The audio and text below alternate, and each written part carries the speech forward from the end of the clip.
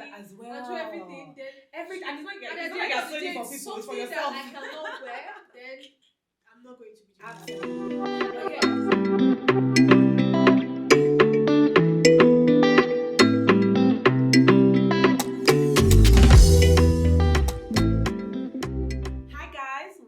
Welcome back to my channel. I hope you guys are well and I hope you guys are staying safe. So today's video is a bit different. As you can see, I have a guest here on the channel and she's going to introduce herself in a minute. But yeah, as you can see from the title, we're going to be talking about, fashion business in Nigeria versus the UK. So I made a video on this before and you guys really liked it. But again, since I left Nigeria, a lot of things have changed and we have someone who is like an expert in the field, and I just thought that she could, come here and talk to you guys about it, and we can, just rub minds and, see things where compare notes basically, and see how it is, the differences and, the challenges that we both face, in our respective countries. So yes, I do hope that you enjoyed this video. If you have not subscribed, do well to hit the subscribe button here. Yes, and I'm also going to link her channel as well, so make sure you subscribe to her channel. But I know that many of you have already, but please, if you've not, subscribe to our channels. But yes, let's go ahead, introduce yourself. Hello. Hi everyone, welcome back to the channel. My name is Reme and my channel's name is Reme, and I'm super excited to be here. Yay, thank you for coming. It's so good. It's so good to be here. In case you guys don't already know, we are in Nairobi, Kenya. And who brought us to Kenya? YouTube. So yes, and they made this amazing studio, so it looks a bit different from what you guys are used to seeing. But yes, we just thought to take advantage of the studio and film some content for you guys. Yes. So how is fashion business in Nigeria? What's it like? What is it like? I feel like it's growing so fast, honestly. Like, there are so many designers now, and Nigerian designers are so talented. They are. Although there's a thing of people copying each other, but gosh, a lot of them are so talented. When you think you've seen it all, someone else is bringing something and you're like, what is going on here? So the fashion industry is growing so fast. So yeah, and there are so many designers, and I feel like as much as there are so many designers now, it's still like there's still not much competition, because there's room for everybody. And absolutely, I think the sky is big enough. Yeah, right? And not everybody has to be like the tailor. There's so many parts of like fashion design, and I think that's the problem. I think that that's many the Nigerians, Nigerians, they're actually in itself. I think that they are dressmakers. Everybody's doing the same thing. Yes, everybody's basically on the same line. That's what I see with Nigeria. But guys, there are so many things you can do with just the knowledge of fashion design that you have. Not everybody has to be a tailor. Not everybody has to do bespoke. Not everybody must be like the Vicky James.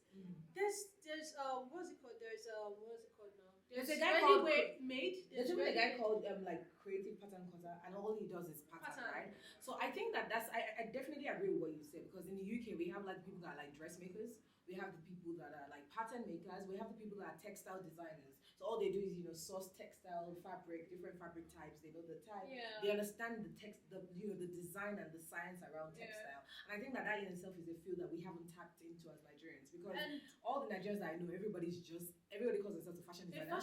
But they don't even, some of them don't sketch. Everybody's a tailor. And it's not a bad thing to be a tailor. Yeah. It's not. But people think like when you say tailor, it's like degrading, isn't it? Degrading. Then you have to be a fashion designer. Like I've seen people that have been designing for 2 years now. Please, where are your designs? No, I sew for people. Please, you're not a fashion designer. But I have a question to ask you, because in terms of like we talked about people copying each other's designs, right? What is that like? Because in the UK that's a big deal, right? If you have a design that has been patented, and you've registered it and you have like IP rights on it, if someone copies it, you can sue the person for like a whole lot of money, like a ton of money. So I don't know if you remember this case. I don't know if you know her, Fisayo Longe Kai Collective. I know her, but I don't know. Yeah, you know the brand exactly. Yeah. She sued one of this fast fashion brands because he had patented the design of her outfit, and they had copied something similar. And obviously, I think they settled out of court, and obviously that's a lot of money when people settle out of court. And I think that's something that we should take serious in the fashion industry in Nigeria. Recently, there was a case of Dye Lab, right? They make the nice bubbles. I wore one of their bubbles here in Kenya as well. And I know that there was a case of so many people copying their designs, and I'm like, why can't we be original? I get it that it's expensive, but do something. do something, you know, a bit different. And I find that I think that's one of the pros for me in the UK, that, you know, the copyright laws are a bit strict, and I think that if I have a design and I really want to just, you know, I can copyright it. Like right now, So Unique by Adunni, if you use that, I'm gonna sue you for shit. Yeah. Definitely. But I don't know if they exist in Nigeria, but I don't think we use it, right? Okay, I think like when it comes to suing people and doing something about having your designs being taken by other people in Nigeria, I just feel like, honestly, there's so many people that probably have taken one design. By the time we begin to think of how much money you're going to spend trying to get these people to the court, how long it's going to take, I know the system in Nigeria is very funny, and by the time you think of that, you just like, I think people just give up. Yeah, they're just like, it's long. No need. But I also think that we need to get to that point where, even though it's a long process, because you know at the end of the day it's worth it. And again, that's where it's important. When you're sure that it's your design and you're 100% sure that this person stole my design. Like, you don't want to be calling everybody out if you're not sure. But if you're not sure that you also copied the design from someone, for instance. This one you're talking about, Dialab, I think there are like hundreds of people that have copied that particular design. So again, I don't have a problem if they didn't patent the design. Yeah. That's what I'm saying. But if they did, then they have a case. But if they didn't, then obviously it's like, you know, everybody's getting inspiration from everybody, right? So that's I think that's where I start. And another thing I feel like with Nigeria is like, it's not even a thing of design now. If there's a new style, that's what everybody's doing. Have you noticed we like trends? Yeah. Since like corset has been around for like, I refuse to do a tutorial on corset, and refused to go out of style. I see that you have a couple of tutorials on corset. Every O1 bear, every wedding, like there are other things, there are other styles. I refuse to do one. Do you know why? Everybody on my channel is always like, "Can you do a corset tutorial? Can you do a corset tutorial?" And I really want to, but I'm like, guys, Reme has a, you know, she has corset tutorial. Go watch it on the channel. King Dave has an amazing one as well. Go watch it on the channel. Like, there's so many on YouTube as well, and I think they're just amazing. And I'm just like, you know, you've got so many. Why am I doing one? And I personally, I'm not a trend person, so I'm not wearing a corset anywhere. I live in London. Where am I going to with a corset? I mean, I guess you can say that I'm wearing it out, but I don't go. Yeah, I barely wear them. Yeah. So sometimes now these days when people are like, do this thing, do that thing, I'm like, if it's something I'm going, because I have to buy a fabric. Yeah, I have to people forget that as well. And do everything, then and it's not like you're sewing for people, it's for yourself. That I cannot wear, then I'm not going to be doing absolutely. That's what I've decided this year. If you send me a style and it's either going to stress me out, probably like I have to buy like fabrics. Like there's some styles that people send from Vicky James. You send me a style from Vicky James with all the beaded, but beads for clients as well. Not even for you. Is it going to take me to film a tutorial that is fully beaded? It's not even. It's like almost impossible. Those dresses that you see on that page, Vicky James, probably take 3 to 4 months. And she has a whole team of people as well. And they're expecting only me. That's just trying to make like you guys should not kill Reme for me, please.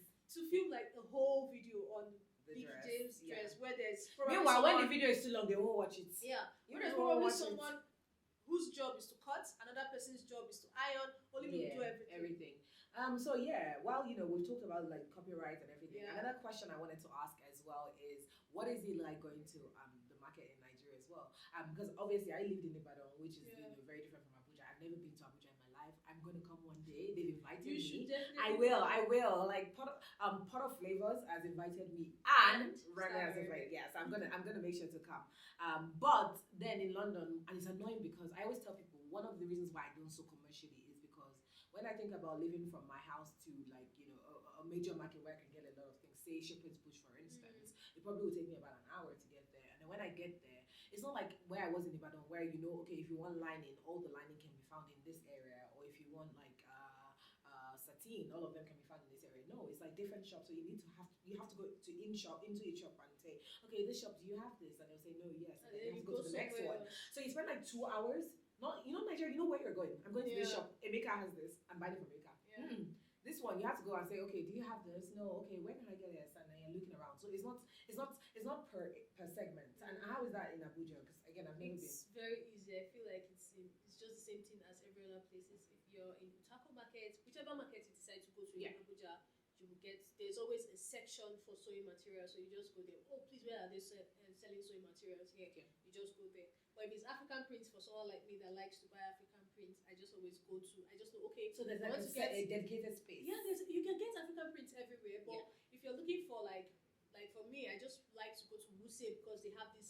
big shops where I have like a lot of options. Yeah. But I just feel like it's readily, any fabric you're looking for is readily available in Nigeria. So that's like why I see like sometimes when I see people in the UK and other places putting a high price on whatever it is they are making, especially when they're using African print, I'm like, I kind of understand. And I think that leads me to my last question, but go on, yeah. Recently, I tried sending things to someone outside of Nigeria, and the money for sending these things, shipping was so expensive. I'm like, okay, imagine someone who's probably doing like ready to wear in the UK or somewhere else, and you have to buy the fabrics first of all, then you have to now send them to wherever you are with this amount of money.